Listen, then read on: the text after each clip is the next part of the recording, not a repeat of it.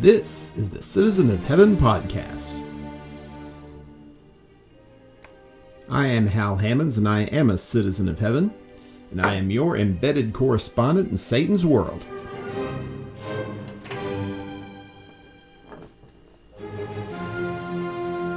I bring you this message of hope today from Pensacola, Florida. This is report number 26, dated October 1st, in the year of our Lord 2019. I bid God's grace and peace to all my fellow sojourners here in this earthly plane. I remain sound in body, alert in mind, and energized in spirit. I'm pleased to bring you this report of my recent labors in the Lord. Here's a synopsis.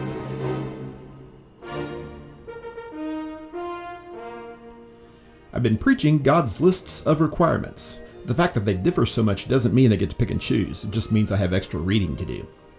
I've been reading about Union Theological Seminary. You could search for God in a place where they confess sins to plants, or you could search in the Bible. You won't be surprised which one I recommend. I've been hearing the Carter scratch. We can all argue about the greatest lead guitar player ever, but we can all agree that the first one was a poor country housewife from rural Virginia. I've been playing museum. There's a difference between a good move and the best move. When I properly grasp that concept, maybe I'll start winning this game. Are you ready? Here we go. This is what I've been preaching.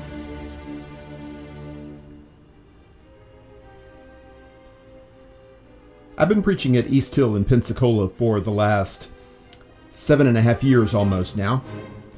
And in that time I've preached 2 sermons entitled, What Does the Lord Require of You?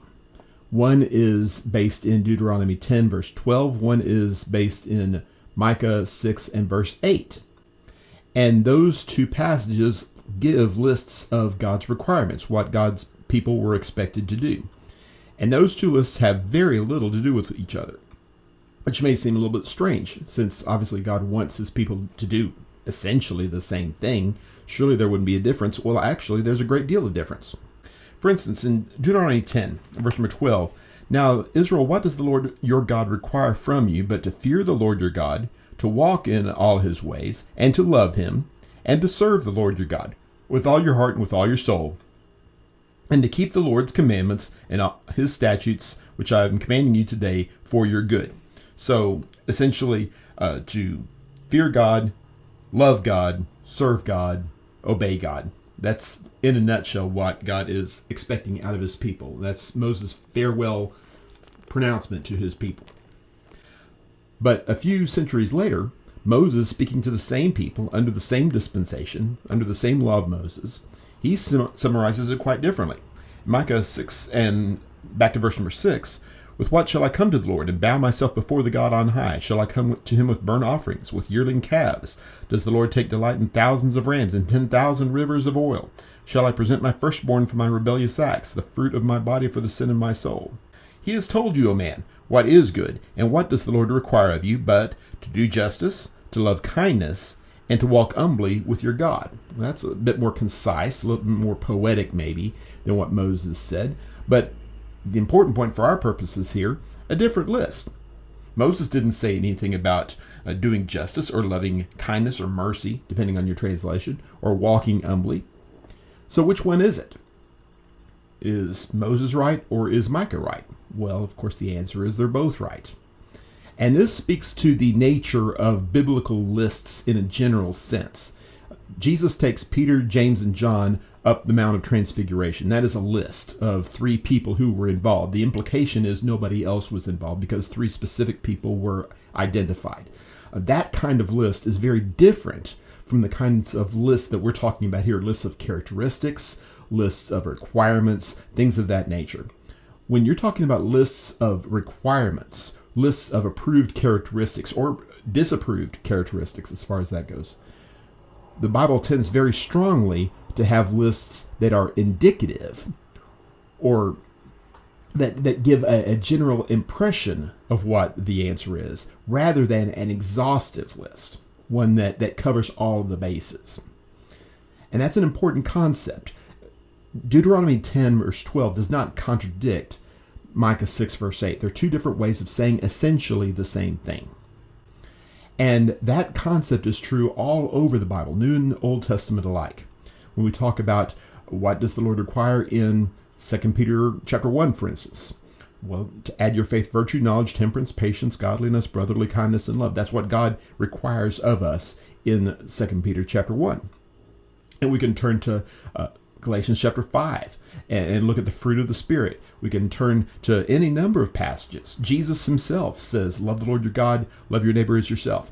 When lists are given to us, it is an impression that is being given, not a precise checklist that we are to go down and make sure we check all the boxes. We run into this problem when we're talking about elder appointments sometimes. God gives, through Paul's pen, a list to Timothy, who's appointing elders in Ephesus. He gives a list to Titus, who's appointing elders in Crete. Those two lists are not the same. They're very similar. They have a lot of overlap. And some of the concepts in the one seem to mirror concepts in the other. But essentially, we're talking about two different lists. Why is that? Because neither one of them is inclusive. Neither one of them gives an exhaustive category of everything that is required. They are both painting a picture of what the approved candidate needs to be looking like. If you go down this road, you find these kind of people, then you're looking at probably the right kind of person. It is not intended to give some kind of all-inclusive, all-covering aspect to God's will.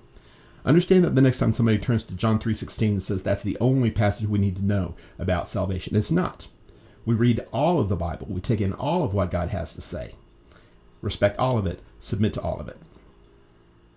Anyway, that's what I've been preaching.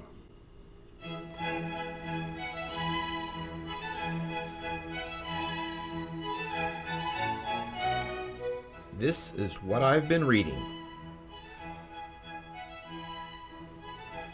I read a report recently about a supposedly theological school, a place where they had decided, under the oversight of a theological professor, to confess sins to plants.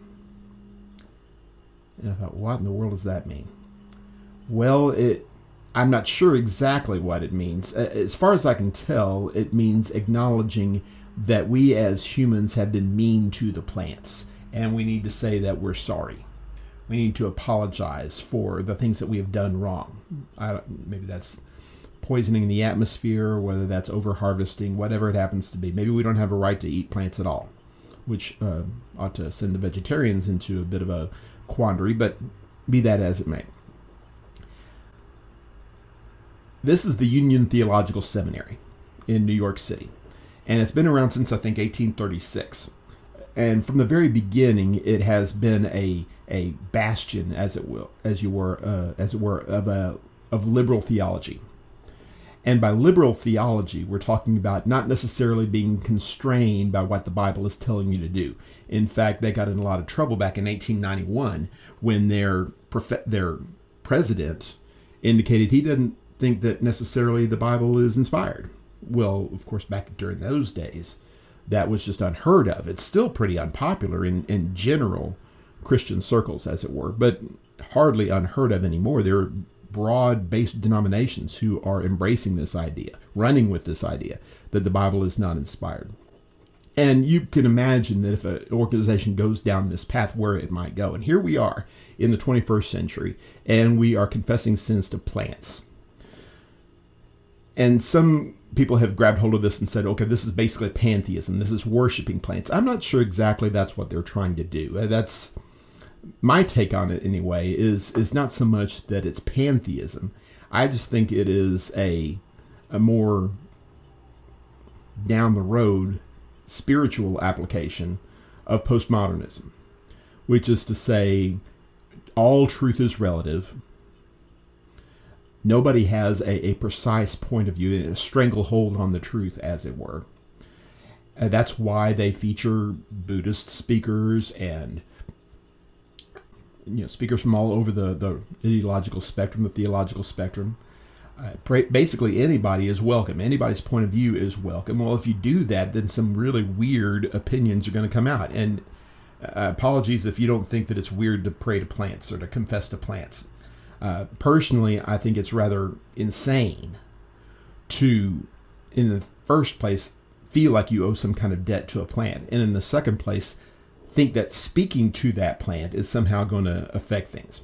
I'm sure what they're trying to say is by accepting ownership of your poor stewardship, you're going to improve things in the future. And it's all basically summed up in this idea that our role here as Christians or whatever on earth is to cooperate with the rest of creation. It's failing to distinguish humanity from the rest of creation. Basically, we're here and our job is to do good for other people, to do good for the planet, to try to do as little harm as possible. I don't have any issues with any of that stuff necessarily. What I do have an issue with is corrupting the nature of the gospel of Jesus Christ in such a way as to make this the message of Jesus Christ. At no point is the gospel attuned to this kind of frequency. That's just not the way that it is. Now, the problem with that argument is it implies that the Bible is what you ought to be reading to know what the truth is. And that is an assumption that a lot of people, including a lot of people calling themselves Christians, are not willing to make in the modern day. And again, back to the idea of postmodernism. When you embrace the idea that there is no absolute truth, individual truth is going to rule. Nobody's right, nobody's wrong. You just do what you want to do, and I'll do what I want to do. And in theory, anyway, we just kind of all passively exist. Nobody passes judgment on anybody else. In reality, that's not the way it works. People who have this pacifist type attitude seem to be the most judgmental, in fact, of people, especially people like me, people who believe that there is, in fact, absolute truth. They don't like the idea of absolute truth because that means that they may be wrong. Not that they will be wrong or that they are wrong, but they may be wrong. And they don't want to entertain that possibility. I find it ironic that you could walk into, and I'm supposing here, but I suspect very strongly this is the case. You could walk into a theological seminary and stand up in front of a crowd and say, Jesus Christ is Lord. And that be a controversial position. Jesus said, I am the way, the truth, and the life. No one comes to the Father except through me. If you want to be right with God, if you want to be right with the world, if you want to be approved as opposed to being disapproved, Jesus Christ is the only way that you can go. Now, I could be a whole lot more specific than that. I could be a lot more doctrinally based than that. But at its core, that's about as basic, that is about as fundamental as Christian theology gets. Jesus Christ is Lord. If we're not able to agree on that, and we are willing to indulge the weirdest and craziest truth-telling that you can imagine, there's a little hope for finding our way back to the truth of God's Word.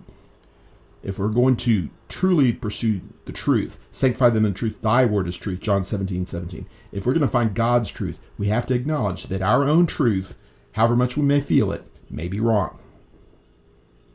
Anyway, that's what I've been hearing.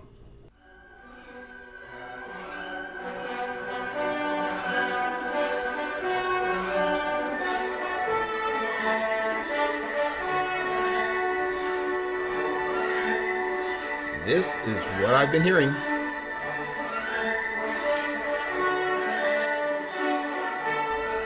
Genesis 4 verse 21 tells us of a man named Jubal, who was descended from Cain, who is described as being the father of those who play the pipes and lyre. Essentially the first musician. And we have been following in his pattern ever since. That was before the flood. So it's reasonable to assume that a guitar or something very similar to a guitar was on Noah's Ark. That's how far back this goes. For thousands of years we've been playing this instrument until very recently it had only been played two ways.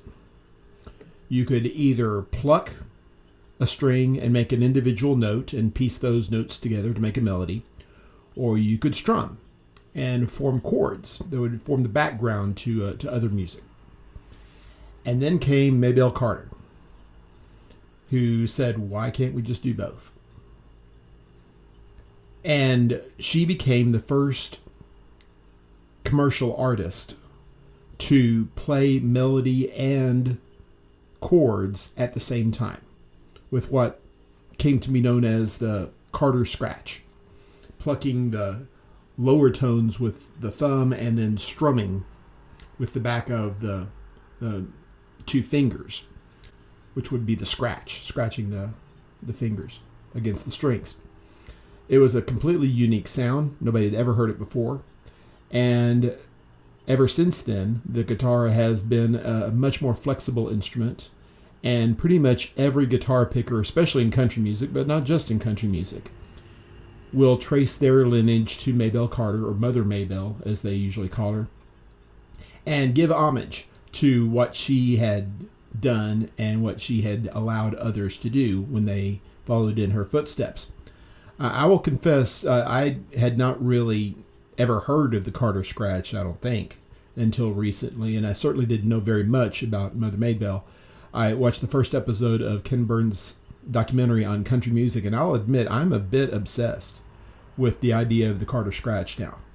The idea of combining the melody and the background chords in a single instrument. Their band, so to speak, was just her on the guitar and her sister-in-law on the auto harp. That's basically it. That's how the Carter family began. Just a couple of voices on top of two instruments. Later on, they added a stand-up bass and even an accordion when her daughter started singing. But it all came back to that guitar. And I think it's appropriate that people honor their heritage and remember where they come from. It's a good habit to be in. And I think it's certainly the case with Christians, because we have a heritage that dates long back before fathers and grandfathers. If you have parents who are Christians who taught you the truth, that's wonderful. Or grandparents, that's excellent. We need to honor those. I have books on my shelves written by men who had stood for the faith long before I ever walked the earth. And I respect that and I honor that. I agree with them sometimes. I don't necessarily agree with them other times, but I owe them a debt. There's no doubt about that. Far more so, though, we owe a debt to Jesus Christ and to the disciples that followed after him in the early days. And even going back before that, to men and women of faith that are described in the Bible. There are described many of them in Hebrews chapter 11. The first couple of verses, we read verse 1 a lot. Faith is the assurance of things hoped for, the conviction of things not seen. But what we sometimes don't read is verse 2. For by it, that is by faith, the men of old gained approval. This faith that they exemplified in their life is talked about now when we read their story, when we read Hebrews, when we talk to one another about this. And the more we remember things like Abraham and his complete commitment to prioritize God, when we read about Jeremiah and his willingness to endure hardship, when we read about Barnabas and his willingness to serve others. And we see all of these character traits and more, of course, exemplified in our ultimate example, Jesus Christ himself, who we could go on and on about how he set the bar for us. And then after having done so, after having lived his life, he left the gospel with his apostles and empowered them and authorized them to carry on his work in his absence. And that's what they're doing. Even to this day, they are still doing that. They're still speaking to us. They are dead and yet they live, as the text says here in Hebrews chapter 11. We can have a great deal of comfort and confidence when we root ourselves in what they have done, in what they left behind for us, and especially that root in Jesus Christ. We're told that the one who goes onward, who transgresses, some versions have, goes beyond proper parameters and does not abide in the teaching of Christ, does not have God. The text says in 2 John chapter 1, the only chapter, in verse number 8. What an ominous tone that is. You must walk in these footsteps. You must go where others have gone. This is not a trailblazing kind of thing. This is not an effort to find your own way. We're not trailblazers here. We are trail followers. And when musicians, for instance, want to blaze their own trail, they want to make something of themselves, that's what it's all about. It's not about honoring a heritage. It's about becoming famous. It's about becoming important in their own right. That may have a place in music or in drama or other fields, but it has absolutely no place in the gospel of Jesus Christ. We are always going to be followers and not leaders. The more emphasis we place on our own ability to blaze a trail, the less glory is going to be given to Jesus Christ. If we truly love the Lord, if we are truly committed to his things, we're going to remember the heritage that we have in him. We're going to read our Bibles. We're going to remind ourselves of these stories over and over again. and then incorporate those stories into our lives so that we can be the kind of Christians that others have been, so that we can be examples of Jesus Christ, lights in the world, salt in the earth. That's the only way it's ever going to happen. So honor your heritage. Anyway, that's what I've been hearing. If you want to stop listening at this point and go your way, I hope you found the message instructive, inspiring, and most of all, faithful to God's Word. Please don't forget to like, rate, share, subscribe, and follow. But if you stick around for a few more minutes, I would like to share with you a way to amuse yourself in a wholesome manner while waiting here in Satan's world, and perhaps pick up a spiritual point or two in the process. This is what I've been playing. Museum is a game that our family, all four of us, have really come to enjoy and love. It's challenging enough for me. It's pretty enough for the girls. It has enough choices to intrigue us, to push us further. We already have a couple of expansions to give a little more depth to the content. It's a great game. What you're basically doing is you are creating a museum, and you're traveling the world to find artifacts that are depicted on cards. They come from various civilizations, and some of them are of a pottery nature, some of them are of a warfare nature, some of the, et cetera, et cetera. They fall in various categories, and different civilizations emphasize these categories over the centuries. And you're trying to collect the best possible museum. And there are different ways of doing that. You can have the absolute best display of Polynesian stuff imaginable. You can have the definitive pottery exhibition. Or you can just have the biggest. The biggest is easy. Just have more artifacts than anybody else. Or have the best artifacts. You can do that too.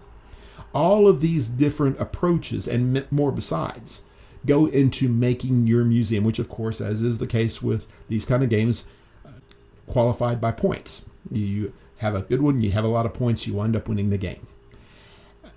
It's another game that has escaped me a little bit. I'm competitive. I'm not awful in this game. And that's not good enough for me. I want to do better. And museum is a good opportunity for me to talk about good versus best. Because when you are building your museum in this game, you are basically paying a certain price and putting your piece of paper, your card, on your mat, on your player mat. And you get points for doing them in a certain order, having a certain arrangement. You can rearrange it anytime you want. Any card you put on your mat is going to score you points. And in that sense, there is no bad move. Virtually anything you do in this game is going to score you points, which is good. Obviously, you're trying to score points. And what I did in this last game that we played recently, I was congratulating myself for having a pretty good plan and sticking with the plan pretty well. I had one of my best museums probably in my experience playing this game. I didn't win. I think I finished tied for last instead of last, which is something, I suppose. All of my turns were good turns. All of my moves were good moves, but I didn't win the game because somebody else was making better moves. Somebody else was making better plans. And there's really not a whole lot of luck in this. More or less, if you have a better score, that's because you played a better game. And those are the kind of games that I like. I don't like a game that is heavily dependent on luck. I'm just not as good at this, and I'm trying to get better. And I use this as an opportunity to talk about striving for excellence. I fear that there are a great many Christians who are satisfied with playing a good game, with doing okay, with not spiking themselves, to use baseball terminology, not embarrassing themselves. And that's good enough. And God is going to be the judge of such things. Ultimately, we stand before God in judgment. You certainly don't stand in my court of judgment.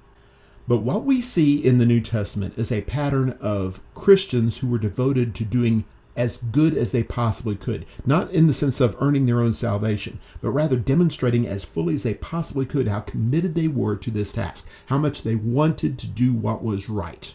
Not what was good enough, but what was good, what was best for them. The way Paul phrases it is athletic terminology rather than art terminology. In 1 Corinthians chapter 9, verse 24, do you not know that those who run in a race all run, but only one receives the prize? Run in such a way that you may win. Everyone who competes in the games exercises self-control in all things. They do it. They didn't do it to receive a perishable wreath, but we an imperishable. Therefore, I run in such a way as not without aim. I box in such a way as not beating the air, but I discipline my body and make it my slave, so that after I have preached to others, I myself will not be disqualified. What he's saying here is that competing at the highest level, that's what we want.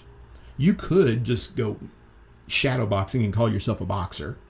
You could just run around your neighborhood and call yourself a runner. You could do that if you wanted to, but you're not winning the race that way. You're not winning the fight that way.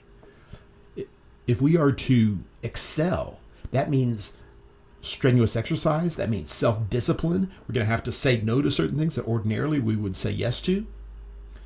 But we do it, and we do it gladly, because we realize that the prize that we are searching for, the prize that we're striving for, is inestimable in value. We want to win, and we're going to show how much we want to win by the effort that we put into the competition. Paul's not trying to say here that only one person is going to go to heaven. And I'm thankful for that. I'm sure you are too. What he is saying, though, is that we need to be competing as though only one were. I want to be the best version of myself that I possibly can be. Trusting in God's grace, of course, to cover my sins, to fill in the blanks, as it were, to help me along the way, to be merciful and kind and patient with me as I struggle, but to help me fight, help me strive, so that one day I can win. That's the kind of warrior, that's the kind of servant that Jesus wants in his kingdom. That's the kind of servant that I'm determined to be, and I encourage you to be as well. Anyway, that's what I've been playing. Thank you for listening to the Citizen of Heaven podcast. If you profited from your time here, I have a few requests of you. Please pray for me and for this work. We need more citizens of heaven, and our prayer is that we be part of achieving this objective. Please subscribe to this podcast, and give a good rating on iTunes and other sites that allow you to do such things, and spread the word to your friends. Please follow my work through my website, www.halhammons.com. There you'll find links to articles, videos, and books of mine. Seek me out on social media. You can find me on Instagram, YouTube, and especially Facebook. Look for me and for my pages, The Final Word, The Preacher, 20 Pages a Week, and Citizen of Heaven. Until next time, be strong and courageous, fight the good fight of faith, and do all things in the name of the Lord Jesus. This is Hal Hammons, the Citizen of Heaven, signing off.